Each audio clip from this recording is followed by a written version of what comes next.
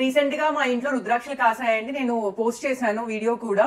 So ఈ రోజు నేను మీకు దాని పీల్ ఎలా రిమూవ్ చేయాలో నేను మీకు చూపించబోతున్నాను. అందరూ నైఫ్ యూజ్ చేస్తారు, అలా కాకుండా మనం 1 డే పాటు మనం వాటర్ లో నానబెట్టుకుంటే 24 hours నానబెట్టుకుంటే చాలండి. నానబెట్టుకుంటే మనకి ఈజీగా పీల్ రిమూవ్ అయిపోతుంది.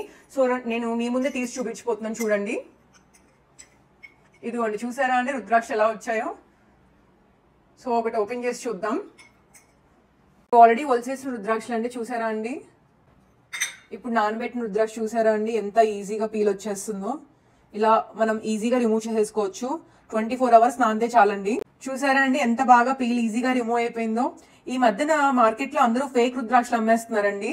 అది ఫేకా రియలా అని మనం ఎలా తెలుసుకోవచ్చు అంటే, మనం కొంచెం వాటర్ తీసుకుని గ్లాస్ లో ఇలా రుద్రాక్ష వేస్తే వాటర్ లో ఇలా ములుగుంటే అది ఒరిజినల్ అండి, పైకి తేలితే గనుక ఫేక్ అండి. సో జాగ్రత్తగా చూసి కొనుక్కోండి. సో చూసారు కదండి, నా వీడియో నచ్చితే సబ్స్క్రైబ్ చేయడం మర్చిపోద్దు.